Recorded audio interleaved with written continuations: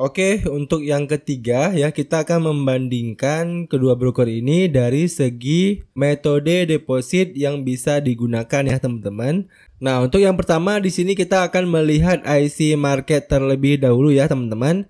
Di sini untuk metode deposit yang bisa digunakan untuk broker IC market ini ada beberapa metode deposit ya, yaitu bisa menggunakan Visa Mastercard ya. Jadi kalau di Indonesia itu ada Bank Jenius ya teman-teman, kalian bisa menggunakan Bank Jenius untuk melakukan deposit di broker IC market ini. Kemudian di bawahnya itu juga ada AstroPay ya, kemudian ada USDT ya, kemudian PayPal, kemudian bisa juga melalui wire transfer. Di sini juga ada fasilitas fund by broker to broker transfer. Ya, kemudian juga ada debit ya teman-teman, plus debit IDR ini. Nah, tapi di sini yang menarik adalah IC Market juga langsung merekomendasikan metode deposit yang paling bagus menurut mereka ya. Di sini mereka langsung membuat tulisan future ya teman-teman. Di sini di bagian AstroPay ada tulisan future, kemudian di bagian PayPal juga ada tulisan future. Nah, future ini artinya rekomendasi menurut IC Market ya teman-teman. Jadi kalau kalian di sini ingin melakukan deposit, menurut IC Market kalian bisa menggunakan metode deposit PayPal dan AstroPay ini ya. Tapi di sini saya sangat menyarankan kalian bisa menggunakan metode deposit PayPal aja, karena untuk membuat akun PayPal ini cukup mudah ya teman-teman.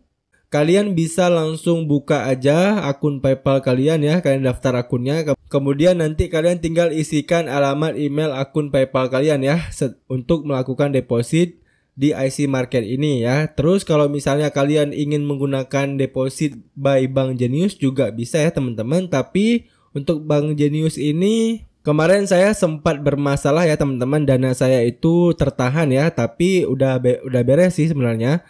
Ya, intinya kalian bisa coba-coba sendiri ya teman-teman. Kalian bisa bandingkan deposit melalui Jenius ataupun melalui PayPal ya. Kira-kira bagusan yang mana ya teman-teman. Kalian bisa coba sendiri. Tapi tetap saran saya di sini kalian bagusnya itu menggunakan PayPal aja, karena lebih simple ya daripada menggunakan Bank Jenius. Karena untuk user PayPal juga pasti lebih banyak daripada Bank Jenius ya. Kalian bisa gunakan metode deposit PayPal saja.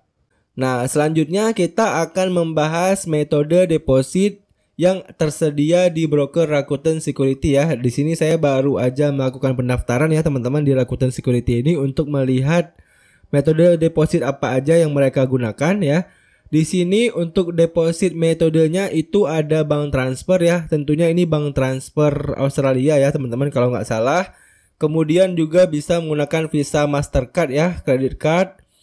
Kemudian di sini ada Neteller ya, Neteller, Skrill, Malaysia Internet Banking, Indonesia Internet Banking ya. Jadi ada khusus Indonesia Internet Banking di sini.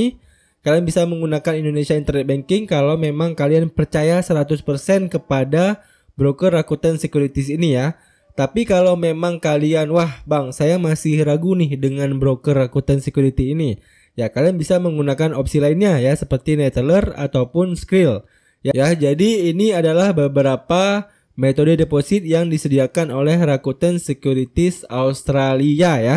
Bukan Rakuten Securities yang cabang-cabang lainnya yang seperti saya jelaskan tadi ya teman-teman. Ya, jadi kalau dari segi metode deposit saya rasa broker Rakuten dan juga broker IC Market ini ya seimbang lah ya teman-teman. Nggak begitu lengkap ya keduanya. Jadi memang fokus mereka itu ya worldwide ya. Jadi seluruh dunia ya teman-teman. Mereka nggak fokuskan ke salah satu negara saja ya. Oke, itu dia ya penjelasan metode deposit yang digunakan oleh kedua broker tersebut ya. Selanjutnya kita akan membahas perbandingan kedua broker tersebut melalui website Forex Factory.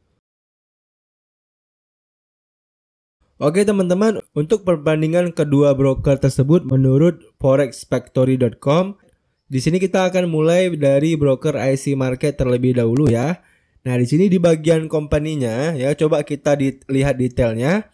Nah, untuk bagian company-nya, broker IC Market ini itu berasal dari Sydney, Australia ya. Kemudian didirikan itu tahun 2007 sebagaimana yang saya katakan tadi. Kemudian untuk regulatornya ini sesuai dengan yang ada di WKFX ya, yaitu memiliki regulator ISIC dan CAISEC. Kemudian websitenya icmarket.com. Kemudian untuk CEO-nya Andrew Budzinski ya. Kalian bisa langsung searching aja di Google Andrew Budzinski, wajahnya seperti apa. Kemudian employed ya, karyawannya itu mencapai 140 orang. Kemudian ekspornya 2.700. Kemudian Twitternya demikian ya teman-teman. Nah selanjutnya kita akan coba lihat melalui trading conditionnya ya. Di sini untuk trading conditionnya ini memiliki 8 platform ya. Maksimal leverage-nya 1:500. Kemudian untuk minimal trade-nya adalah 1 micro lot ya teman-teman, atau 0,01 lot. Kemudian untuk pairs-nya ini 61 pairs. Kemudian market dia ini ya, kalian bisa lihat sendiri ada bonds ya, kemudian ada crypto, energy ya, kemudian komisinya only on Ctrader and Rawspread account ya. Jadi cuman untuk akun-akun Ctrader dan Rawspread, untuk akun standar itu nggak ada komisinya ya. Kemudian apps-nya itu bisa kalian lihat sendiri di sini ya. Kemudian kita akan bahas dari segi support-nya ya teman-teman. Nah, untuk support-nya itu minimal deposit dari akun IC Market ini adalah 200 US dollar. Kemudian base currency-nya kalian bisa gunakan aja yang USD ya, karena memang USD ini currency yang paling umum digunakan di dunia. Kemudian language-nya ini ada 12 language, tapi tidak ada untuk bahasa Indonesia ya teman-teman. Kemudian horse-nya ini market horse ya, yaitu cuma 5 hari ya teman-teman. Kemudian untuk depositnya di sini tersedia 13 metode ya, seperti yang kita bahas tadi. Kemudian fees-nya no, kemudian demo expired ya. Jadi akun demo expired ini ketika kita membuka akun demo ya, kemudian dalam 30 hari tidak aktif, maka akun demo kita itu akan expired ya. Kita harus buat lagi ya teman-teman, itu maksudnya.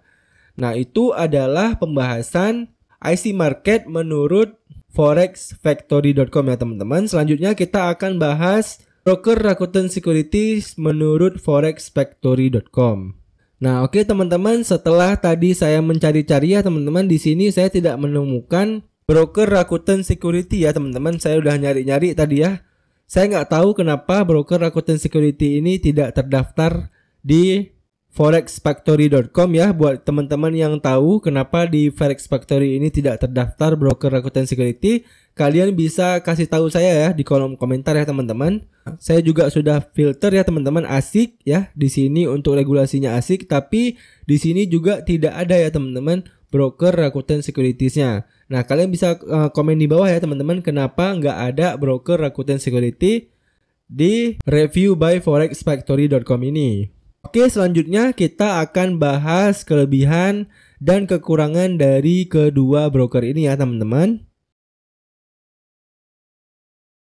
Oke, di sini kita akan mulai terlebih dahulu dari kelebihan broker IC Market ya teman-teman. Yang pertama, kelebihan dari IC Market itu tentunya adalah spreadnya tipis ya. Nah, saya sudah nyoba nih dalam beberapa hari ini menggunakan broker IC Market ini, dan ternyata memang spreadnya itu setipis itu ya teman-teman. Saya nggak tahu kenapa spreadnya itu cukup tipis ya. Karena kan sebagaimana yang kita tahu, broker ini mendapatkan keuntungan itu kalau nggak dari spread ya dari komisi ya. Dan dia itu kan cuma punya 2 akun ya di MetaTrader ya, yaitu Rawspread dan juga akun standar. Nah, kalau dari Rawspread sendiri dia kan ngambil untungnya dari komisi trading kita ya. Kemudian untuk akun standar dia ngambil untungnya dari spreadnya ya teman-teman. Tapi di sini spreadnya itu betul-betul spread yang tipis ya. Jadi buat kalian yang memang nggak mau kena spread besar ya, seperti beberapa broker lainnya, kalian bisa gunakan IC Market ini ya teman-teman. Dan saya juga udah teliti ya teman-teman, kenapa kok bisa ya IC Market ini spreadnya tipis. Karena memang IC Market ini kan juga menerapkan IB ya teman-teman, atau partner atau afiliasi lah, link afiliasi ya. Nah, kalau kita mempromosikan atau kita menjadi IB ya di IC Market ini, itu reward yang kita dapatkan itu cukup kecil ya. Satu lot itu kita cuma mendapatkan sekitar $2 doang ya. Ini kalau dibandingkan dengan broker-broker seperti FBS atau TFS, ini kalah jauh ya teman-teman. Nah, oleh karena itu wajar jika memang spreadnya itu cukup tipis ya. Jadi ini sangat menguntungkan bagi para trader baru yang baru mulai trading di IC Market ya. Oke, selanjutnya kita akan bahas kelebihan yang kedua ya teman-teman. Kelebihan yang kedua adalah free swap untuk muslim ya. Jadi ketika kalian buka akun nantinya di IC Market ini, nanti kalian akan juga disodorkan ya, kalian mau free swap atau tidak ya.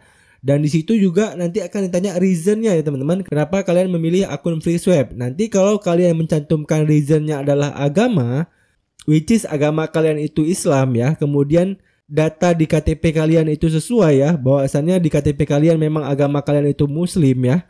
Maka itu kalian akan dibebaskan dari swap ya teman-teman. Jadi kalau kalian mau swing trading ya, ataupun kalian mau intraday itu cukup aman ya teman-teman kalau memang KTP kalian itu Muslim. Tapi kalau memang kalian tidak beragama Muslim nih ya, kemudian kalian pengen free swap ya, kemudian kalian ditanya reasonnya apa, terus kalian bilang kalian pura-pura agama Muslim ya, kemudian kalian upload KTP kalian ya, ternyata kalian bukan Muslim. Nah itu kalian tidak akan dapat free swapnya ya teman-teman. Jadi memang untuk free swap ini khusus untuk Muslim saja ya. Nah selanjutnya yang ketiga, mungkin kelebihan IC Market adalah ada social tradingnya ya. Kalian bisa langsung download aja ya aplikasi social trading dari IC Market ini ya. Aplikasinya itu sudah tersedia di Play Store maupun App Store ya. Tapi buat saya pribadi saya kurang suka ya untuk social trading seperti ini, karena menurut saya lebih confidence untuk trading sendiri ya teman-teman, daripada harus menyalin master ataupun trader-trader lainnya ya, yang menurut saya itu cukup beresiko ya teman-teman. Karena untuk menggunakan social trading seperti ini kalian harus mempunyai keyakinan yang kuat ya, bahwasannya trader yang kalian salin itu adalah trader-trader yang berkompeten ya, bukan trader-trader yang ngasal ataupun trader-trader scammer ya. Jadi itu kalian harus pastikan terlebih dahulu, jangan sampai salah kalian meletakkan dana kalian di social trading ini. Nah selanjutnya kelebihan yang keempat adalah IC Market ini minim slippage ya teman-teman. Jadi setelah beberapa hari saya gunakan, memang kalau dibandingkan dengan FBS dan OctaFX ini sangat jauh ya teman-teman ya perbedaannya ini. Jadi sangat kecil ya kemungkinan perdagangan kita itu dimanipulasi oleh broker-broker seperti IC Market ini. So kalau kalian tanya, bang lebih worth it mana IC Market, FBS dan OctaFX? Jawabannya jelas ya teman-teman, IC Market jauh di atas kedua broker tersebut ya. Tapi kalau kalian tanya lebih bagus mana Rakuten dan IC Market ya, jawabannya ya beda-beda tipis ya teman-teman. Menurut saya pribadi IC Market nilainya ya 90, kalau misalnya Rakuten itu nilainya 85 ya. Jadi menurut saya tetap lebih baik IC Market. Itu hanya opini pribadi saya ya. Nah, selanjutnya setelah kita udah membahas kelebihan dari broker IC Market, di sini kita akan lanjut membahas dari segi kekurangan IC Marketnya ya. Di sini untuk kekurangannya itu jelas ya, yang seperti kita bahas tadi, depositnya memang nggak lengkap ya teman-teman. Ini memang kekurangan dari broker-broker yang memang regulasinya cukup ketat ya, karena memang mereka tidak menggunakan exchanger lokal ya teman-teman.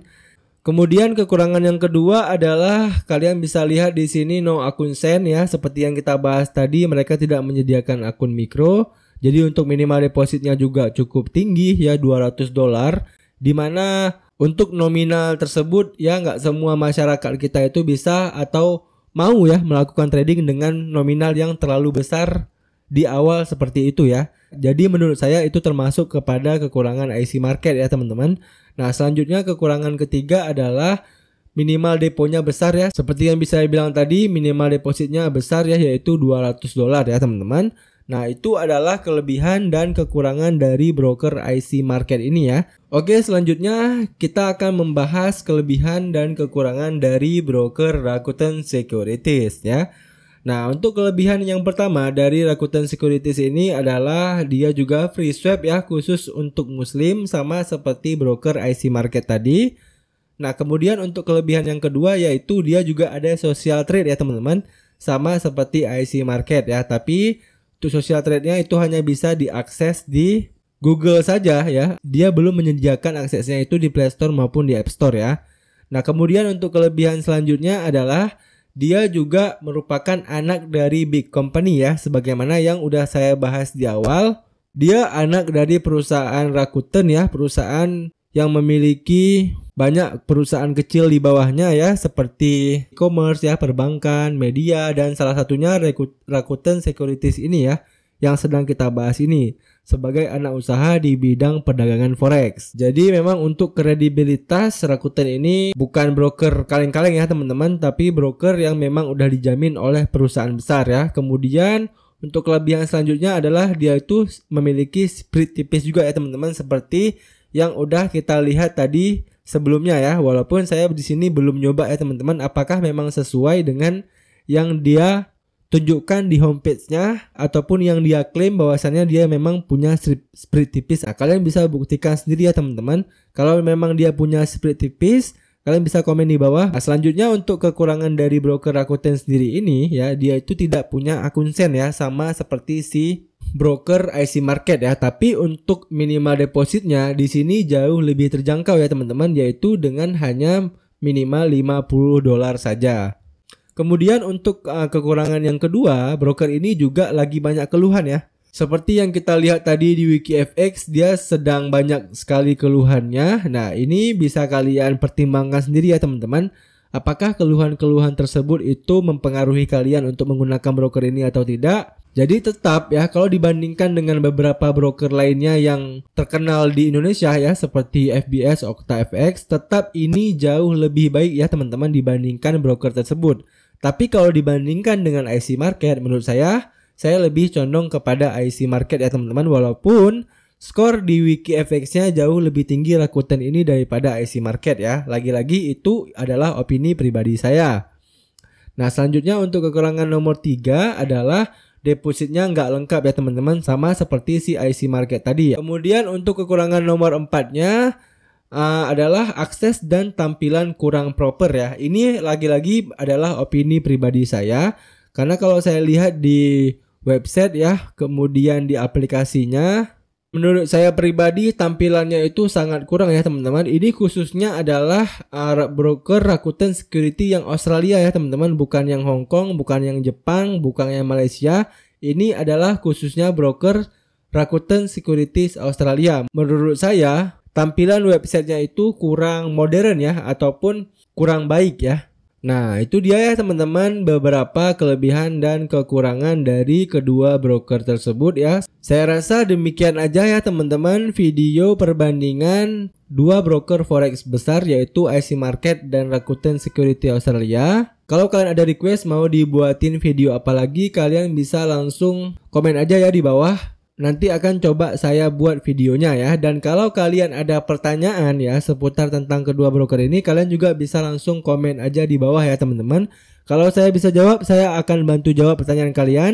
Dan kalau saya nggak bisa jawab, mungkin ada dari teman-teman kita yang lain yang berkenan untuk bisa menjawab pertanyaan kalian ya. Lebih dan kurang saya mohon maaf. Sekian video kali ini, sampai jumpa di video saya selanjutnya.